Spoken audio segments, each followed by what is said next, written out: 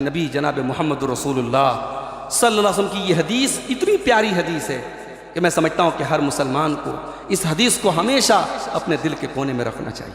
ہمیشہ زندگی میں کوئی بھی کام کرے یہ حدیث آپ کے سامنے ہونی چاہیے. اللہ کے نبی فرماتے ہیں من کانت الآخرۃ ہمہ، بڑے غور سے سنیے گا، من کانت الآخرۃ ہمہ، جس نے اپنی زندگی کا ٹارگٹ آخرت کو بنا لیا، جس کی زندگی کا مقصد یہ کہ میری آخرت کیسے بن جائے، جعل اللہ غناہ فی قلبہ، اللہ تعالیٰ اس کو 3 نعمتوں سے نوازے گا. اور یہ 3 نعمتیں آج دنیا میں بہت کم لوگوں کو نصیب ہوتی ہیں. جعل اللہ غناہ فی قلبہ، پہلی نعمت اللہ اس کے دل کو غنی بنا دے گا. 1 لاکھ روپیہ مہینہ انسان کما رہا ہے مگر بے چین ہے، زندگی میں سکون نہیں ہے، بیوی نافرمان ہے، بچے نافرمان ہیں، گھر میں برکت نہیں ہے، پیسہ آ رہا ہے ختم ہو جا رہا ہے. اور ایک انسان 10,000 روپیہ کما رہا ہے، مشکل سے اپنی ضروریات کو پوری کر رہا ہے مگر اس کی زندگی میں چین ہے، سکون ہے. تو یہ جو برکت ہے، یہ جو سکون ہے، یہ نمبرز کا نام نہیں ہے، یہ کیلکولیٹر پہ کیلکولیٹ کی جانے والی چیز نہیں ہے، اس کا تعلق دل سے ہے. اللہ کے نبی فرماتے ہیں جو آخرت کو اپنی زندگی کا مقصد بنا لے اللہ اس کے دل کو مالدار بنا دے گا. اور دوسری چیز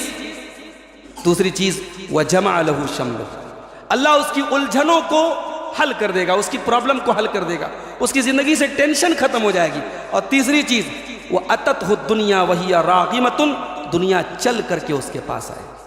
وہ دنیا سے بھاگ رہا ہے، وہ آخرت کی تیاری کر رہا ہے مگر دنیا چل کے اس کے پاس آئے. اور اسی کا الٹا، جس نے دنیا کو اپنی زندگی کا ٹارگٹ بنا لیا، صبح اٹھتا ہے تو دنیا کی فکر ہے، رات میں سوتا ہے تو دنیا کی فکر ہے، 24 گھنٹے میں ایک بار اللہ کا نام تک نہیں لیتا، ایک بار اس کی پیشانی اللہ کے بارگاہ میں جھکتی نہیں ہے. ایسا دنیا پرست انسان، دنیا طلب انسان، دنیا کے پیچھے کھپنے مرنے والا انسان، اللہ کے نبی کہتے ہیں اللہ تعالیٰ اس کے فقر و فاقہ کو اس کی آنکھوں کے سامنے رکھ دے گا. وہ کروڑ پتی بھی بن جائے گا، ہمیشہ ڈر ستاتا رہے گا یار میری دولت ختم نہ ہو جائے، میرا پیسہ ختم نہ ہو جائے. اور دوسری چیز وَفَرَّقَ عَلَيْهِ شَمْلَهُ، اس کی الجھنوں کو اللہ اور بڑھا دے گا، اس کی زندگی میں ٹینشن اور بڑھا دے گا. اور تیسری چیز وَلَمْ يَأْتِهِ مِنَ الدُّنْيَا إِلَّا مَا قُدِّرَ لَهُ، اور دنیا بھی اتنی ہی ملے گی جتنی اس کے مقدر ملے گی، مقدر سے زیادہ دنیا نہیں ملے گی. دنیا کے لیے انسان حرام راستہ اپناتا ہے نا. انسان آج ہمارے کتنے نوجوان ہیں، ابھی بہار میں گیا تھا، کتنے نوجوانوں نے وہاں ایک آن لائن کوئی ایپ آیا ہے اس میں پیسہ لگا رہے صاحب، کوئی کوائن ہے، اس کوائن میں پیسہ لگاؤ، 1 لاکھ روپیہ لگاؤ اور 5 مہینے میں آپ کا پورا پیسہ مل جائے گا. کیا ہے یہ سب پونزی اسکیم ہے، سب فراڈ ہے. وہ آج آپ کو پیسہ دے رہے ہیں، کل ان کے پاس جب اچھا خاصا پیسہ اکٹھا ہو جائے کمپنی بھاگ جائے گی. جن لوگوں نے پہلے پیسہ لگایا وہ کما لیں گے، جنہوں نے بعد میں لگایا وہ ڈوب جائیں گے. اس طریقے کی کمپنیاں ہمارے ملک میں بہت آتی رہتی ہیں. حلال طریقے سے آدمی پیسہ کمائے، بہت سارے راستے میرے بھائی.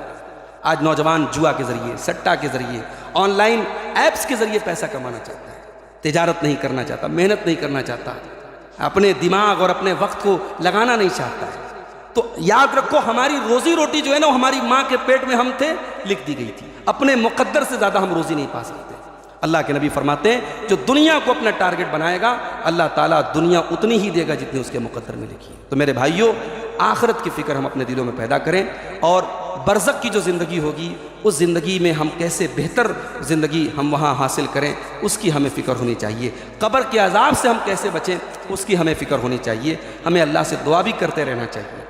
ابھی ہم نے دیکھا بہت سارے ایسے لوگوں کو جو کل تک بڑے نیک تھے، متقی تھے، آج ان کا دل بدل گیا، ان کے حالات بدل گئے. ابھی مئو سے ایک ویڈیو آ رہا ہے، ایک بڑے معزز گھرانے میں، بڑے اچھے گھرانے میں شادی ہو رہی ہے اور تمام غیر مسلموں کے رسم و رواج کو اپنایا جا رہا ہے.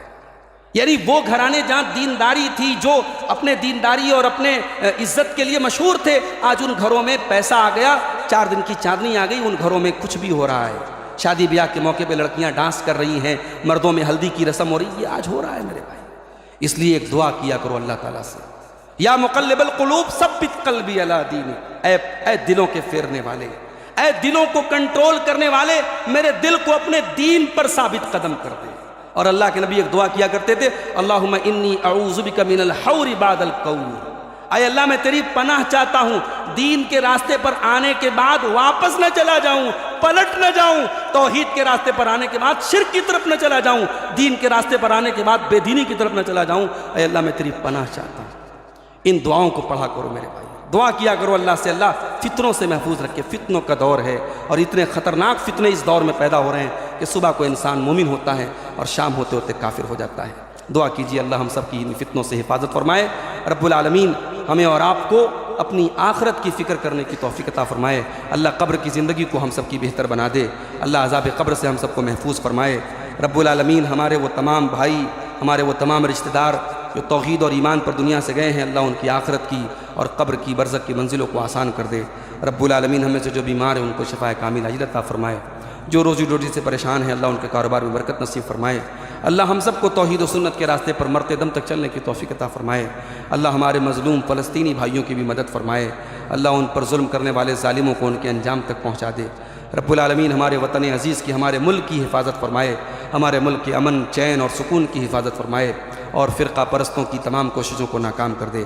رب العالمین ہمیں جب تک دنیا میں زندہ رکھے اسلام پر زندہ رکھے اور ہم سب کا خاتمہ ایمان پر ہو۔ اور ربنا تقبل منا انک انت السمیع العلیم وتب علینا انک انت التواب الرحیم، وصلی اللہ تعالی علی نبینا محمد وآلہ وصحبہ اجمعین، والسلام علیکم ورحمۃ اللہ وبرکاتہ۔